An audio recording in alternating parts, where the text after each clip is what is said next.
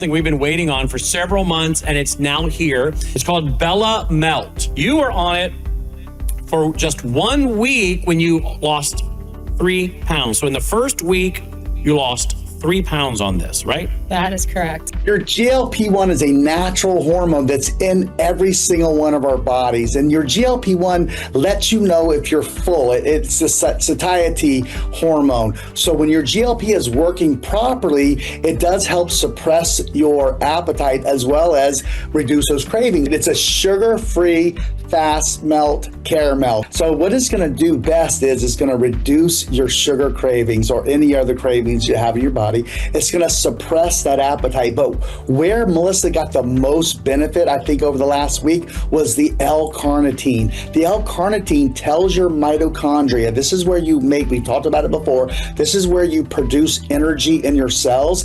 It actually tells those mitochondria to burn fat for fuel. We're noticing other people losing up to 7 pounds in the first week. 4 pounds has been about the average. As you lose weight and as you take these Bella Melts, it's going to help lower that blood sugar in your body as well. All the information is there. MelissaHouseBG.com, MelissaHouseBG.com. Just now introducing for the first time Bella Melt with GLP-1 Fast Action.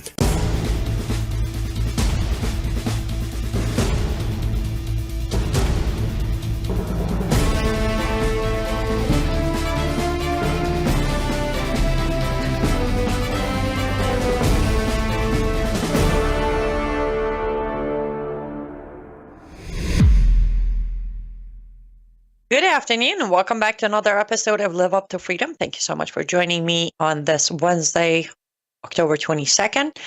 Year's almost over, but that's okay. No rush. We are live on worldviewtube.com and WorldviewTube app, Rumble, and X account. If you do not have the app, it is for free. Just go to your app store, look up WorldviewTube, and install it. You get notifications. If you set them up, you get notification when we are live or whenever there's a breaking news.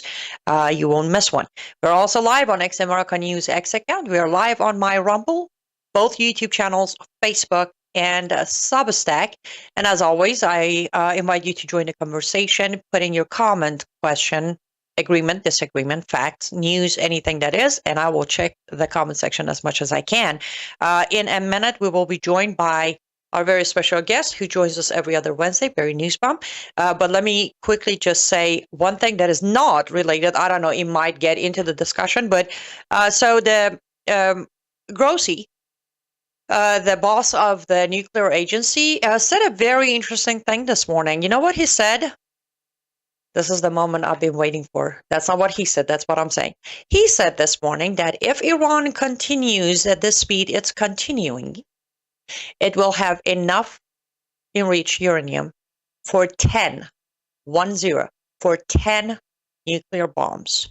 To everybody who commented on my Substacks and posts saying, give it up, our B2s took care of the nuke issue with Iran. Oops. I guess it didn't.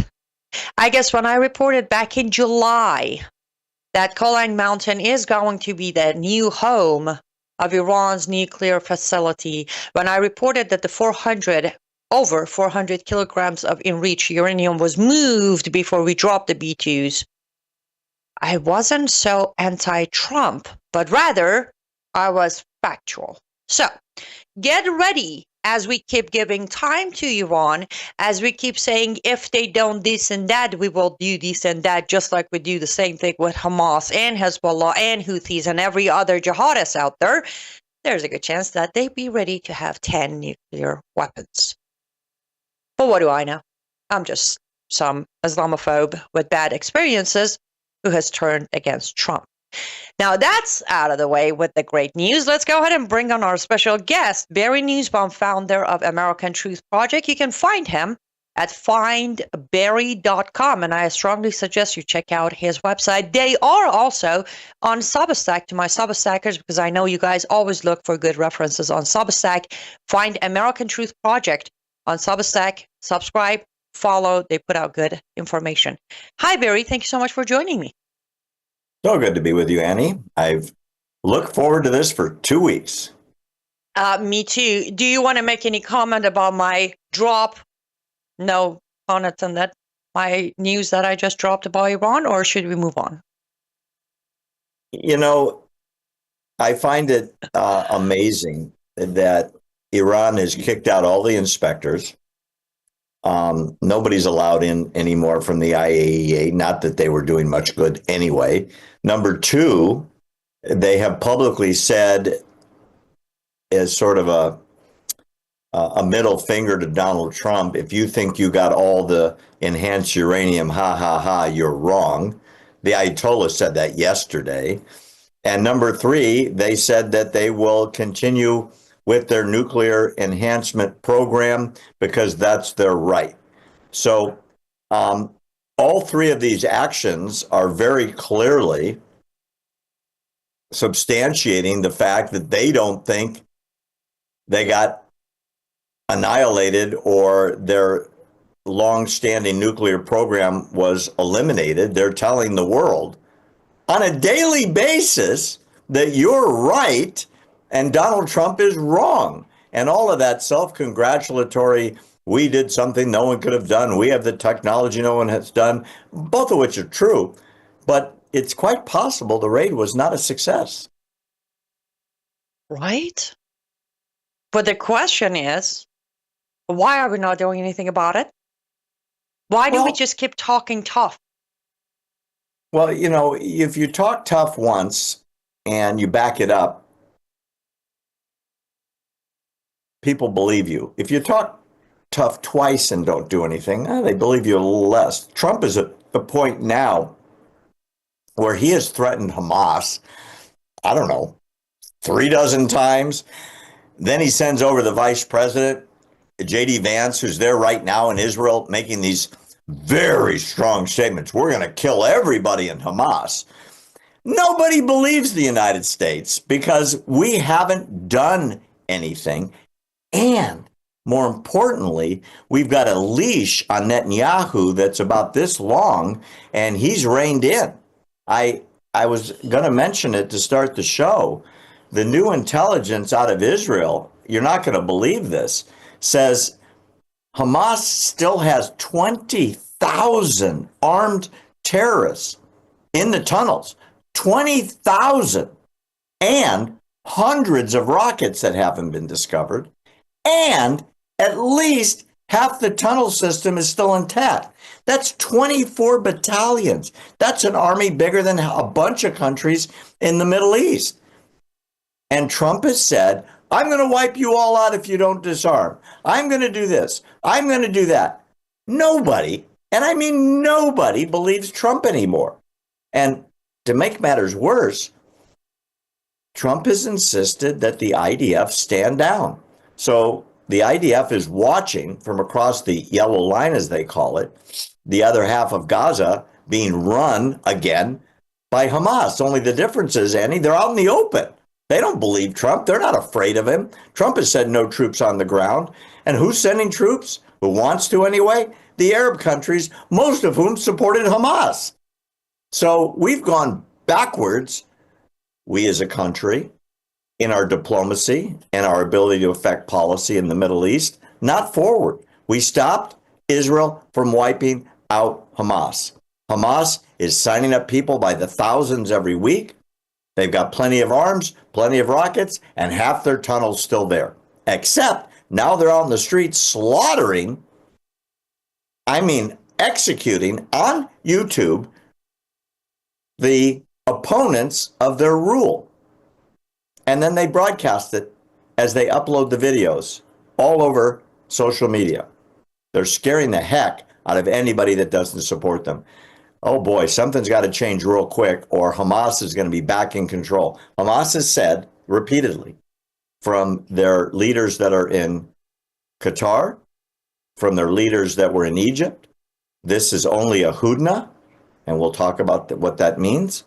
We will be back in 2 to 3 years, bigger and stronger than ever. We will not give up governing Gaza. We will not give up our weapons. We will not give up our fight to kill the Jews. Everything I just said are quotes. So what have we accomplished? One special thing. The 20 live hostages came out. in exchange for, get this, 1,900 and some change terrorists released from Israeli jails. We got 20 live hostages out. That's great. Released 1,900, almost 2,000 terrorists, all of which have blood on their hands. They're right back in the fight. And now Trump has said Bibi can't act. Although he talks tough, it's just like with Iran. If you say it often enough and you don't do anything, people will just say, it's background noise. And that's what Trump has unfortunately gotten to that point now. And he has J.D. Vance saying the same speech, and nobody believes J.D. Vance anymore either. Well, let me add a few inserts. Number one, and I understand as humans, as Christian Jews, we are to cherish life. No question about it. However, I will say I actually have kept count for my own sanity. The 20 live hostages who were released, I will say this with a straight face over and over. Mossad and IDF have what it takes to do rescue missions and rescue. They have hunted down the ghost of Beirut. The ghost, the guy whose name was Ghost because nobody even know how he looks like. Not only they hunted him down, they flawlessly took him out. Okay, this could have been achieved through a rescue mission if their hands weren't tied behind their back, if the American policy wasn't constantly telling them what to do. For those who scream on the screens every day saying, Jews control and run America, pay attention who runs who. Look at the evidence instead of the lies you're being fed. That being said, for the 20 alive hostages that were released, as you said, 1,950 jihadists were released, 250 of them convicted of committing an act, either rape, murder, plotting, building the bomb, training the bomber, recruiting the bomber, something. So I'm keeping track of, are they going to overwrite the 20 lives we supposedly saved with the hundreds next they're going to take out? As you said many times, and I learned from you, the mastermind behind October 7th was a prisoner exchange, wasn't he? Yep. You see where I'm going? Yeah, after being cared for in Israeli jails and hospitals, he was released. And as soon as he got released, he started drafting the plan for the massacre that was intended to kill 100,000 Jews. Mm-hmm. The New York Times, 1,200 of them. And I hate to validate the New York Times because they're mostly wrong.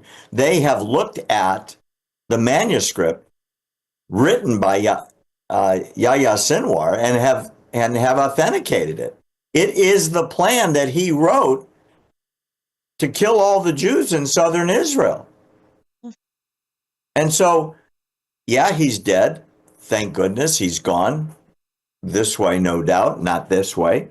But the fact of the matter is, a war half finished is not a finish of a war. Hamas has a very, very large army. They have half their tunnels, hundreds of rockets, thousands of automatic weapons, and they're still killing Jews. They did 2 days ago. And Trump says the ceasefire is still there. I think the information he's getting is either misinformation or Trump wants the Abraham Accords so badly to be expanded, he is forcing Jews to be killed because he won't let Israel finish the job. Meanwhile, right now, Hamas gangs are roaming the streets in Gaza in pickup trucks, executing people that they think are opposing them. They're dragging people out in front of their families and shooting the entire clan. How do I know? They published the videos. It's not intelligent. It's on YouTube. Exactly. Guys, we got to go to our first ad break, but don't go anywhere because we're just getting started, and I will check out your comments just in case if you have any questions for me or Barry. We'll be right back.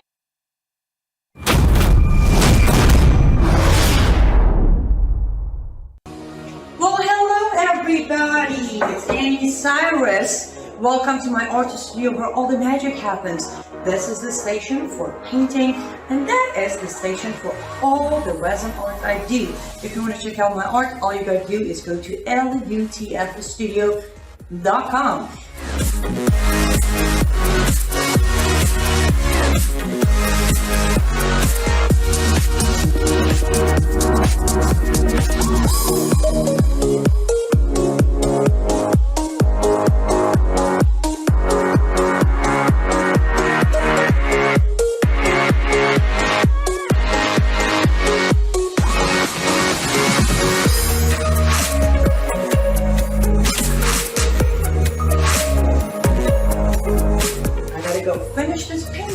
But I'm sure, or at least I hope, I'll see you at lutfstudio.com. Welcome back to Live Up to Freedom. Thank you so much for staying with us until now. I appreciate that. And yes, our Christmas sale is still going on. I don't know how far I'm going to extend it, but 30% off across my store, lutfstudio.com, lutfstudio.com, 30% off. And on top of that, if you use your promo code from this program, Mission, you get an extra 10% so you can do your Christmas shopping or pick up your Christmas decorations, ornaments, and get up to 40% off your entire purchase.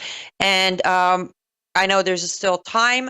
Even as we get closer to Christmas, I am doing fast shipping, meaning you'll probably get it faster than expected on the website. That's lutfstudio.com. You can also place a custom order if you see an item you like, but you want it in different color combination. On the website, click on the text that says contact the seller, and I will receive a direct notification of your request, and I will contact you and start working on that. And as most of you know, between Substack and my art studio is where I pay the bills. And though many says economy is getting better, mine hasn't yet, so I still have to cover the bills to the best of my ability. I appreciate your support through Substack or my art store during this time. Okay, let's go ahead and bring Barry back on. And Barry, I want to add something, or as always, make an insert. Yes, they killed him. Yahya Sinwar was killed. But my question is, why wasn't he killed the first time he killed people? Why do we repeat it? And forget about Trump for a second. I don't even want to talk, which I have a question about that too. But why? I know they're working on it now, and they're trying to vote on it. But I was shocked when I find out that Israel doesn't have capital punishment. Like, if there was one country in the world that needed capital punishment, would be Israel. Why? It has to do with their ethical belief that comes from the Bible. In Israel's history, they've executed one person, Adolf Eichmann, who was the architect of the final solution, i.e. the Holocaust under Hitler, who they kidnapped in South America and brought back to stand trial, and had hundreds of witnesses that had survived the concentration camps testify against him. That was the only time. And I've got to tell you, I am a firm believer that some of this evil is so horrible. These crimes are so horrific. Every other country in the Middle East and in the West, there's the United States, has capital punishment for horrific crimes. Some of the people that were let out of jail killed dozens, men, women, children, blew up buses, blew up restaurants, planted bombs in schools, drive-by shootings. I mean, these are horrific crimes. They were let out in exchange for 20 innocent hostages taken. And the New York Times reported it as an exchange of prisoners. I mean, boy, when you talk about the value of words and misinformation, what a different story it tells. As you and I have discussed before, if you're a student at, say, Columbia, and you say, wow, Israel let out 1,900 prisoners, Hamas let out 20 prisoners. I guess that was a fair exchange. Oh, good. Things are better now. The people that Hamas let out went back to their families and cheering crowds and went back to work and are going through rehabilitation. Why? Because they were starved nearly to death. Some were starved to death. The ones that are coming out now, the hostages, were all executed by Hamas. The ones that came out of Israeli jails were all fed, were all cared for. They had lawyers, they had medical care, and they had 3 meals a day. They also had prayer time, their prayer rugs, and so on. Totally different. I happen to know it because I've been there and I have connections to get the truth. The American and Western media especially tells a completely different story. Yes,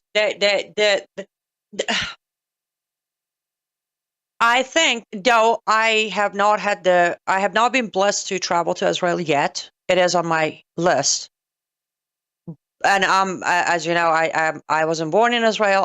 I'm not a Jew, but I think by far the deepest passion for Israel, the Holy Land, and the Jewish people. But I am frustrated on their behalf. I am tired on their behalf. How many times, like the life of the hostages, I can guarantee you, will never be the same.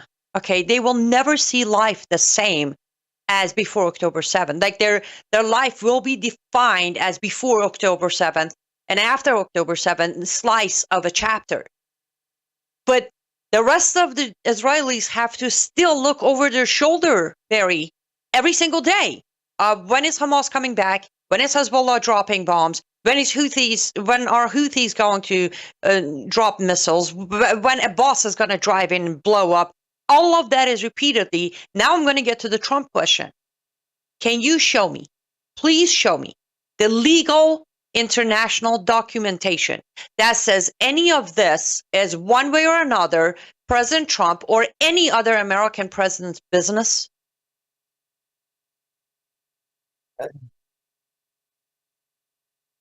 That is such a confounding question that I want to talk for an hour and a half about. The Go truth for of the it. matter, Honestly, take your time. the truth of the matter is, and this is very personal to me, I have a family member who was living on the second kibbutz that was hit on October 7th.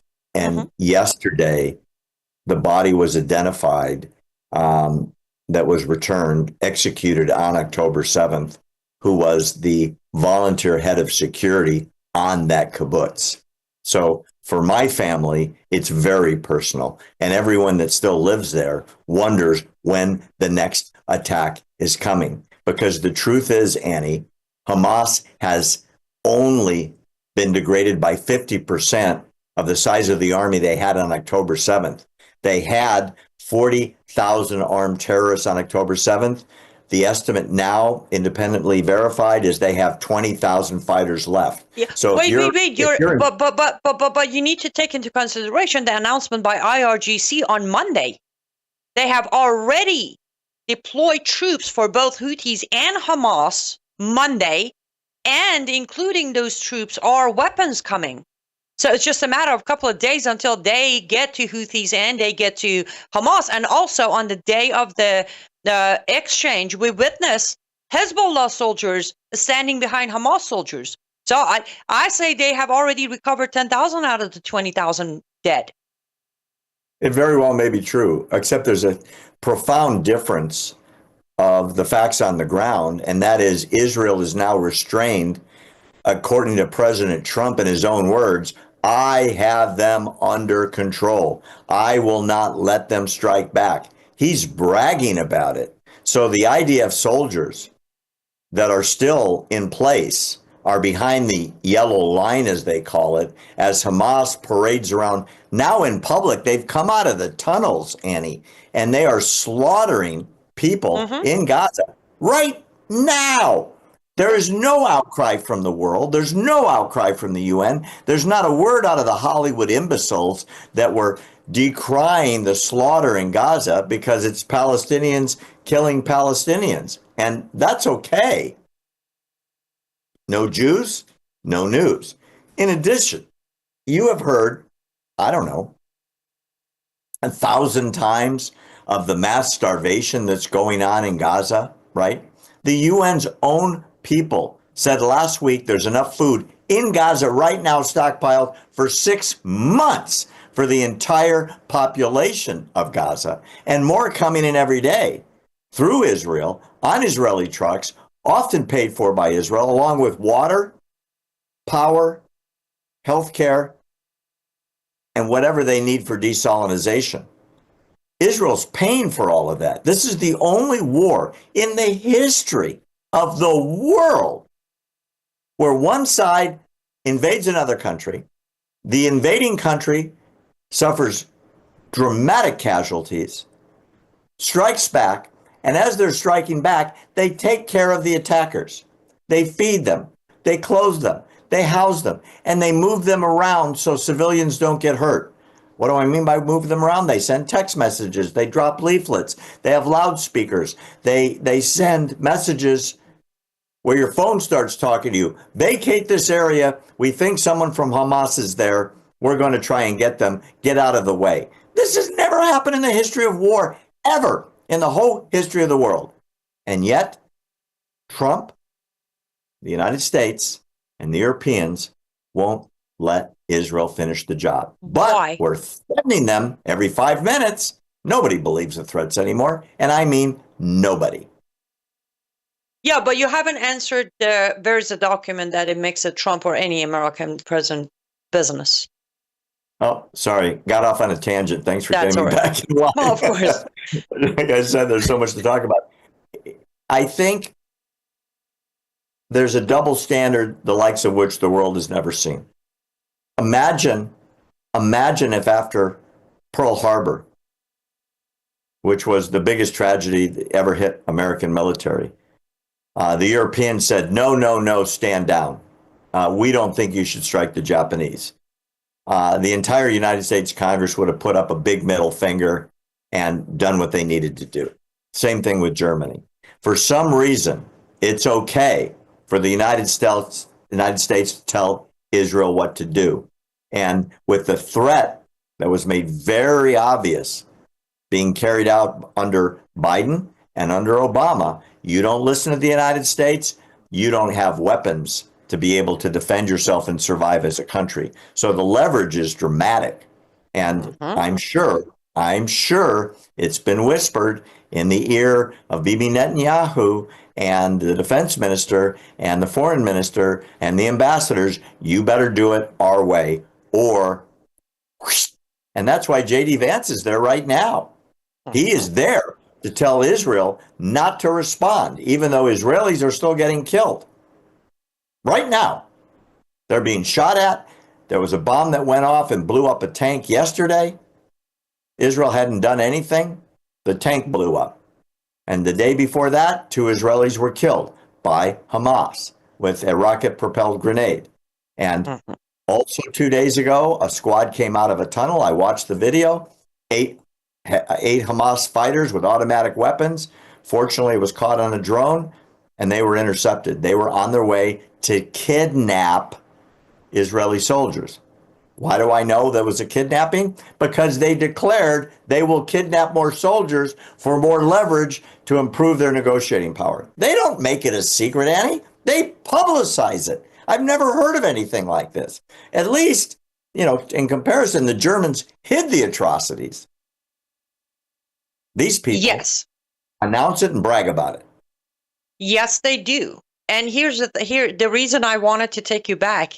I want my audience to understand you need to try to connect the dots. You need to understand each president, each American president has their own agenda. However, there is an agenda. Okay, this is an alliance. This is not Trump is the strongest ally of Israel. Obama was the least ally of Israel. None of that applies. Every single president has an agenda to twist Israeli government and military's arm to gain what they want. Stop putting your prayers out and grace out for Trump that he saved 20 Jewish lives. If he cared for Jewish lives, if he cared for anybody's life, he would have let Israel finish Iran instead of butting in pretending like they took out their nuclear and then getting a ceasefire and throwing a life jacket at Khamenei, the big monster. Guess what? If Iran was out, the rest of them would automatically die down. That's fact, and everybody knows it. Trump or Obama or Biden or Reagan, you name them, any of them. They don't care for Middle Eastern lives. Listen, they don't even care for our lives here in America. Otherwise, they wouldn't import jihad into America. We got to go take our next ad break, so don't go anywhere. We'll be right back.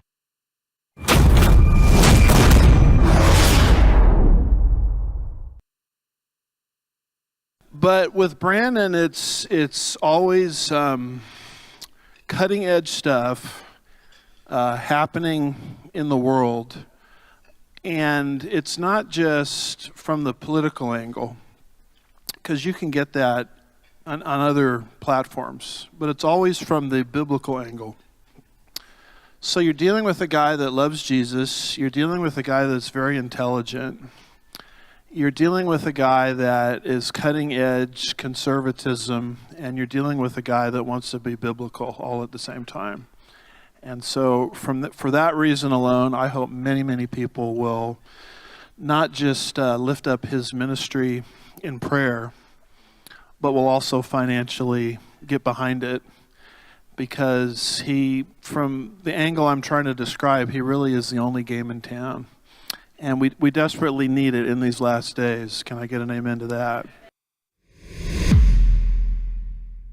Amen. Welcome back to Live Up to Freedom. Thank you so much for staying with us until now. And I see a comment from Ann Rapture Ready. And I want you to know that I'm Rapture Ready too. So I love the handle on YouTube. And you are correct. History is repeating itself. However, the lack of knowledge, those who reject the knowledge by turning the other cheek, turning off channels like mine, not listening, denying, going into their comfort little bubble, those don't even know history. So how do we expect them to know that it's repeating itself?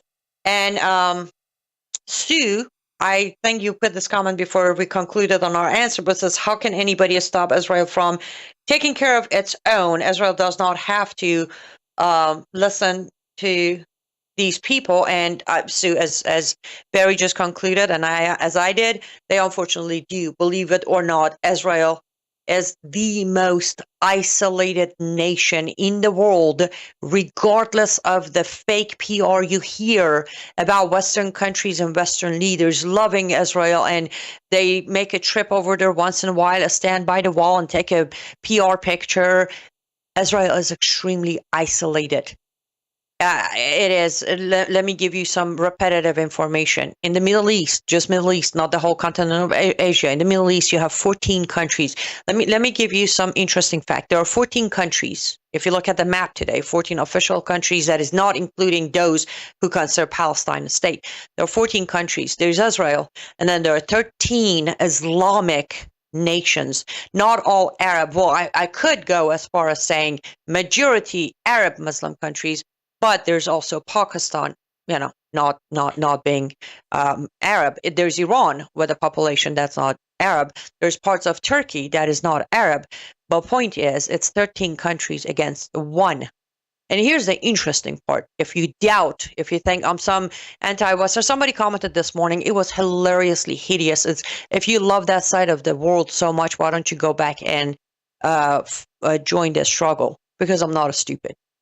To answer your question, do I love Iran? Absolutely.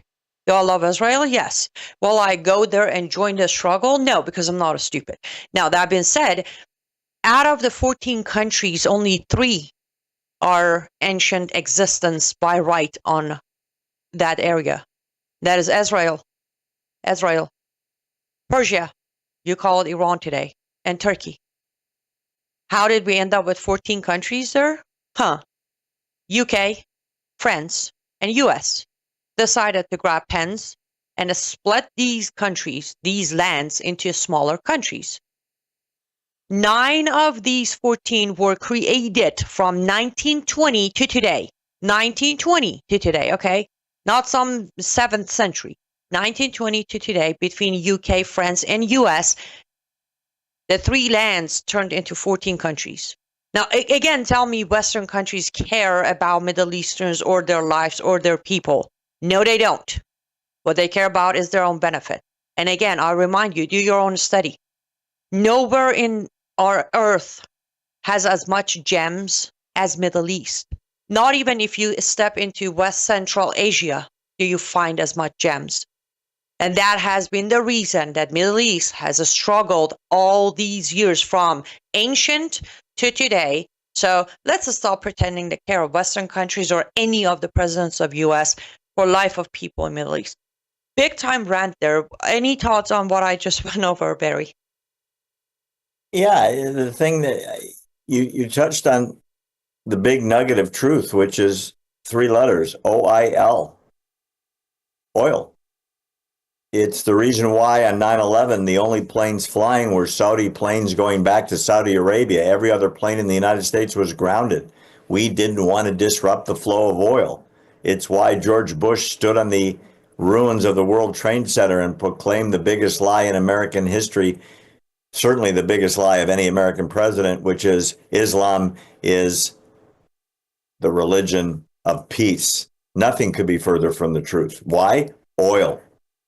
And now the oil is turned into fabulous wealth controlled by UAE and Qatar and so on. And the wealth of those countries has great influence on us, the United States, and our foreign policy. If, as you said earlier, the United States wanted to do the right thing, they would say right now in a joint press conference with Vice President J.D. Vance, who is meeting with the Prime Minister as we speak, at least he was an hour ago, and say, we're turning loose the IDF. Why? Because Hamas has violated 17 of the 20 points in the 20-point peace initiative that was signed with President Trump. And so, as President Trump has threatened, you will disarm immediately. You didn't. You will release all the hostages immediately. You didn't. You will not be involved in the government. You lied. You will not interfere with the food. You lied. You're executing your own people. You're slaughtering them in the streets of Gaza. We're turning loose the IDF. You want to live? Come out and surrender and lay down your arms. That is what a leader would do. And we're not Well, doing actually, any. I'm going to take it a step further and make it more simple. A real leader of any country would worry about his own people, their economy, their education, their health, their safety. To me, that's what a good leader does. Like, I go back to Cyrus the Great. When he was expanding his empire, he never took control of any of the lands he conquered. You know this, Barry. He conquered, freed people, and moved on. Told the people, pick whomever you want to pick. And if they ended up picking Hamas, he didn't go back to fixes. Like, you had your chance, you picked the wrong people, now deal with it. The only land he ruled was Iran. He never went expanding his own empire under his ruling. That is how he wrote the Declaration of Human Rights, Cyrus Cylinder. He would leave it. That's how they found it in today's Iraq. But he had this cylinder, not the cylinder, the writing. What did they call it? The roll, whatever, scroll. He would leave it there, that this land has been freed from tyrants and whatever. All the people of this land have the right to their faith, their religion, their culture, their language, yada, yada, yada, yada, yada. And he moved on. That's what a leader does. You want to get involved to free some land, some people, and help them. Okay. Get involved when you're invited to come and free tyrants. You know how you do that? You tell Israel that I'm back here. You need help. You need to buy weapons. You got it. Otherwise, you seem to be doing a great job. In 12 days, you almost wiped the mullahs off the map. Oh, no, wait, I got to stop you. I need the mullahs there. So a good leader, to me, he would butt out. He would stay right here in America and fix all the issues we're facing here in America. He has spent most of his last 10 months in Middle East, Barry, has he not? You know, I'm reminded of the America First people. President Trump, MAGA, Make America Great Again, is all about America First. Not America only, but America first. And what I mean by that is we have alliances. Israel is the front line against Islamic terrorism, and either we let Israel fight them there or we're going to fight them here. And it may happen here anyway, the way we're letting people in that are here by the millions that were never vetted, courtesy of Joe Biden and Barack Obama. Having said that, the idea that we are restraining Israel from finishing the job and proclaiming peace in our time is insane. It is grossly untrue, and it is absolutely guaranteeing more terrorism on Israel's people because we won't let them kill the bad guys who are still right now attempting to kill Israelis. Right now, as we are talking. The difference is we have Israel on a leash, and that's why J.D. Vance is there and telling everybody the big lie. The peace is holding. The truce is working. He said we're stepping into phase 2. I'm like, what? Why? Like, phase 1 failed. Phase 1, it never happened, except for one part. 20 hostages came out and a dozen dead bodies. That's it. And Hamas 1,950 jihadists were released. Oh, wait a minute. I don't know if you guys know this. It has now been announced by the Palestinian Authority that they spent over 200 million shekels, Israeli currency, to reward the convicted murderers who were let out of prison. That's over $70 million US. Is that unbelievable? No. Remember when Obama sent the billions to Iran, what did the Supreme Leader do? $5,000 reward for every Palestinian family whose husband or son are either dead or in Israeli prison. It's not shocking at all. That's what they do. One specific guy, Riyad al-Amor, who went to jail for killing 9 Israelis, murdered them in cold blood. He got 1.28 million shekels. His accomplice, Ismail Hamdan, got 1.21 million shekels. So the lead murderer got $384,000 in cash as soon as he got back to Gaza, and his accomplice got $363,000 in cash. As Barry, Hamas I have a question. How much of these millions shekels do you think came from the aid for Palestine and Qatar? 100%. 100%. The Palestinian Authority generates no income, no revenue. Exactly. It's all donations. And by the way, don't for a second think you are not helping pay for this with your tax dollars. We give money to the Palestinian Authority. They turn around and pay the people that commit murder. And in the White House, President Trump was promised no more pay for slay.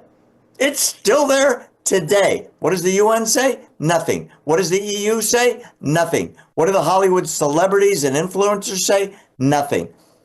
Mahmoud Abbas, who is the head of the Palestinian Authority, who is demanding to rule Gaza, said, I'm going to quote this to you. He has declared the Palestinian Authority will keep paying stipends to terrorists and their families, quote, even if we have only 1 cent left, unquote. This program is the top national priority of the Palestinian Authority, meaning if they're down to their last dollar, it's going to someone who killed a Jew. What did President Trump do about it? Nothing. He made a speech saying, I ended it because I threatened to cut off the money. And then he did nothing. That's why, Annie, I'm so frustrated with our great president, because in this area, it almost seems like what he says is the opposite of what he does. How many times have you heard in the last 2 weeks, Hamas must lay down their weapons and surrender or we will kill them all? Hamas must surrender or all hell will break loose. He said it about 20 different ways on Truth Social. And J.D. Vance right now is in Israel, in Jerusalem, with the prime minister, repeating the same speech. I don't think anybody believes him anymore. Truthfully, nobody. Let's do this. Let's take our last ad break, and then I will respond to what you just said. Don't go anywhere, guys. We'll be right back.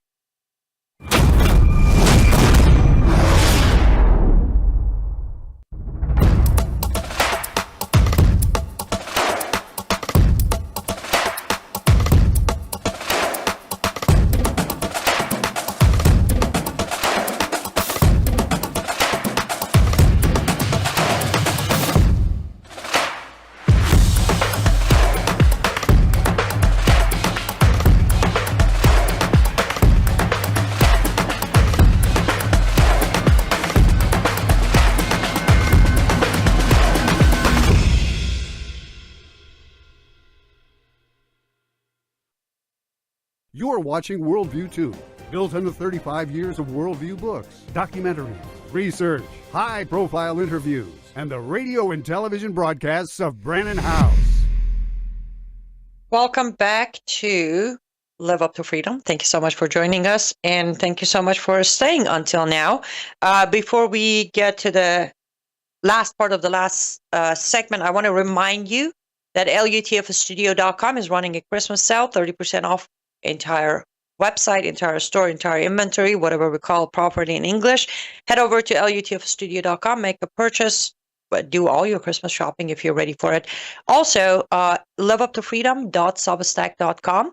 That is where you can get all of my work, including my shows that airs there Monday, Tuesday, Wednesday. And if you can, I am asking you to step up and become a paid subscriber. We do need 27 more paid subscribers by end of the month to be able to continue doing the daily reporting I am doing. So I greatly appreciate your support. Okay, Barry. It's okay. I'm gonna go full me here. Trump has claims that are all incorrect. From the 9 wars he ended, that's the thing. Does he know the difference between a war ending and a temporary bandit ceasefire? He does know, but he doesn't care. He'll say it out there. He likes to collect as many crowns as he likes because he wants to be the whatever it is he wants to be the. But when it comes to J.D. Vance, actually, his original statement was very different. The day he was flying to Israel, he was at the literally boarding the plane. He was asked that there is no date on disarming Hamas. What's up with that? His response, paraphrasing all of this, was, it is not possible to put a date on it. We don't even know how many they are. We don't have the possibility to track down and see if they are disarmed or not. So for a split second, J.D. Vance was honest on cameras and thankfully was captured. Now, when he got to Israel, the narrative changed to Trump's narrative of disarm or we kill you or whatever. But he did say the truth, which is stop hoping for a day when Hamas is going to be disarmed. So I go back to the question of when we are aware, when our government knows there is no disarming Hamas, when Israel government knows for fact, what are we waiting for? No, I'm not talking about Trump. I'm talking about the IDF, people of Israel, and Netanyahu. What is he? I get that he might be afraid that another indictment is going to come out against him. But don't you think right now it's the matter of just going and finish him? Because Trump is going to keep buying him time like he did months for Iran until now they're worried they might have enough material to build 10 nuclear bombs? During the break, just now, I got a text from Israel from a very close friend of mine who is very connected. He says the ceasefire is a joke. It was not to stop the killing and stop Hamas. It was stopped the way it was to guarantee that Hamas survives. That's what you've been saying. That's what I've been saying. That's what he just said from Israel. Keep in mind, the lead negotiator on behalf of peace, and I would put that in quotes, is Qatar. Qatar, for those viewers out there in Live Up to Freedom Land that don't know, harbors all the leaders of Hamas. It funds Hamas. It dictates policy to Hamas. It is the home of Al Jazeera, the propaganda arm of Hamas. It has been proven in the last 4 or 5 days, based on documents that have been recovered out of Gaza, that Hamas was dictating stories to Al Jazeera as a propaganda arm for their terror network. So the funder, the refuge, the training camp, and the dictator of policy for Hamas is Qatar, the negotiator of peace. And to see our American president hugging the Qataris and telling them that we're great friends and telling them that we're going to sign a mutual defense treaty. They don't even have an army. It means we're going to defend them against anybody that attacks them. And then we give them a military base in America. I can't for the life of me figure out what's going on. And I'm an expert in this, and it makes no sense. Hamas has half the size of the army they had 2 years ago. They have half as many tunnels as they have 2 years ago. They're being rearmed right now. And the only difference between now and October 2 years ago is the Israeli army is being held back by the President of the United States. Please tell me why. I don't know why. It makes no sense. Well, I could tell you why Trump is doing what Trump is doing, but I just sound like a broken record. But let me sound like a broken record one more time. If Trump achieves what he wants, which is expansion of Abrahamic deals, which is a myth of its own. Don't get me started there. But anyhow, then between Mike Johnson and the representative from the Israeli Knesset, it becomes so much easier to get him the 2026 peace prize. Everybody can deny this.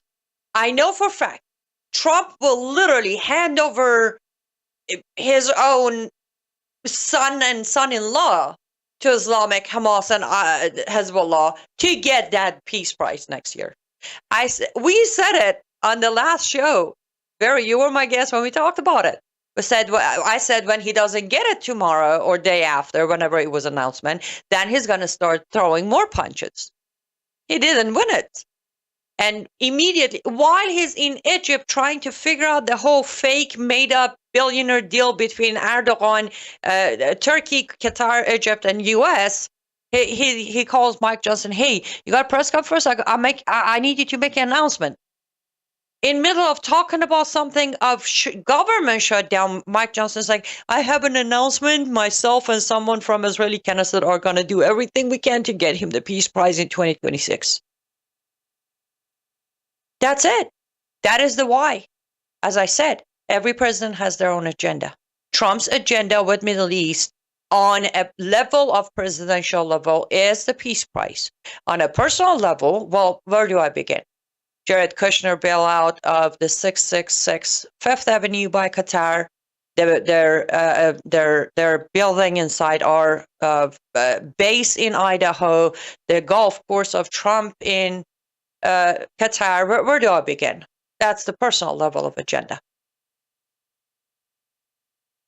Well, all of those things are personal, ego-driven enhancements for an aging celebrity / president of the United States, and doesn't do anything for enhancing the security of the United States, and certainly is extremely detrimental to the security of Israel on a major scale. On a major scale.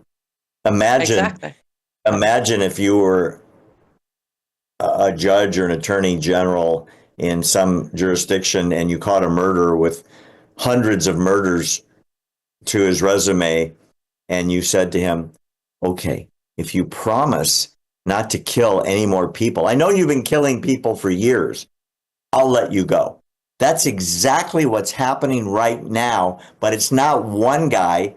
According to this, it's 20,000 of them, fully armed terrorists that are wearing the green headband in Arabic to the death. Their charter says it, and their revised charter says it, to kill the Jews. Not the Jews in Israel, all the Jews. And if they can die a shaheed, all the better, they go to paradise. And you've got mother after mother after mother putting the videos up on YouTube today in Gaza proclaiming, I have 5 sons. May Allah accept them all as shaheeds. Martyrs who die in the cause advancing Islam. Salute. God bless you. For all of those that don't know what it means. It's disgusting. And we, America, under our presidential leadership and our representatives, including J.D. Vance, who's there right now, are guaranteeing this is not over. Hamas themselves yesterday out of Qatar in a report on Al Jazeera announced This treaty is nothing more than a hudna. And as your voters, as your viewers know, a hudna is a temporary cessation of violence while the Muslim army regroups, rearms, reestablishes the new protocols. And as soon as they get strong enough, they attack again. That's what hudna means. It is not a treaty. It is not a peace treaty. It is not a truce. It's, hey, don't kill us. Let us rearm. Let us get stronger so we can come back and kill all of you. Exactly. Quick note, this is going to be a paid Substack coming out Friday, but this is a YouTube comment saying, well, I really need to do some Middle East history study. I did not know that all these countries were created since 1920. Just a quick free sample. Iraq was invented by British in 1920s. British also invented Jordan in 1921. Syria was by France in 1920s, and Lebanon was separated from the made-up Syria by France. Later on, Saudi Arabia was claimed by Ibn Saud in 1932. That's why it's called Saudi Arabia, by the way. Saudi is the last name of the first Ibn Saud, son of Saud, who took the claim of Saudi Arabia, and then it became the Saudi Arabia because it was originally on the Arabia land.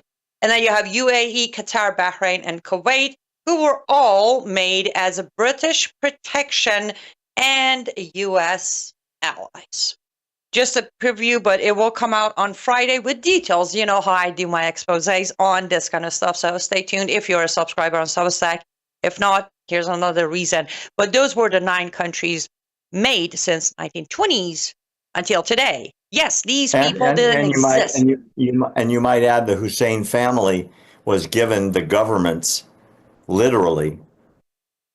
That's why you had Saddam Hussein in Iraq, and you still have the Hussein family ruling Jordan, and you had Hussein descendants in Syria.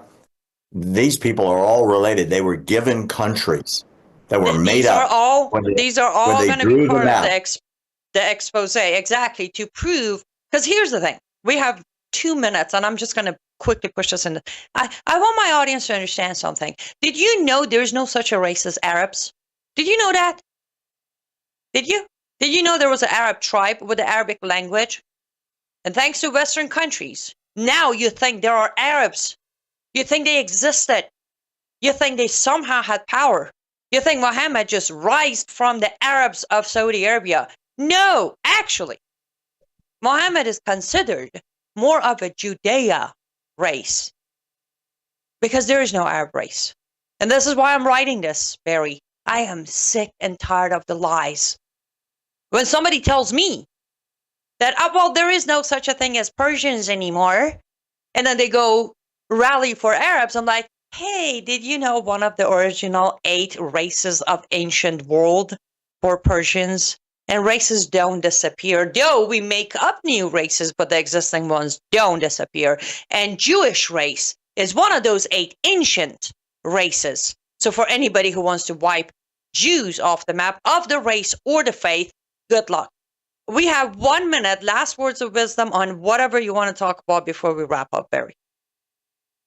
I would say that prayers or political lobbying is in order for all those who consider themselves supporters of Israel, because if the stand-down order continues and the enemies of Israel are allowed to come in for administrative co-governance with Hamas in Gaza, you're going to see a repeat of October 7th. Hamas must be eliminated, disarmed, and expelled from the territory if they're still alive, and if they don't want to leave, they need to be buried. Their arms need to be taken from them, and it needs to be an administrative state that literally gives up war. If that doesn't happen, this will repeat itself again and again and again. And again, yes, findberry.com, findberry.com. Get more information, get more educational material, findberry.com. And lutfstudio.com is where you can pick up some art pieces for your Christmas shopping. We're absolutely out of time. You guys stay safe and stay vigilant. I will be back Monday to do it all over again. Goodbye.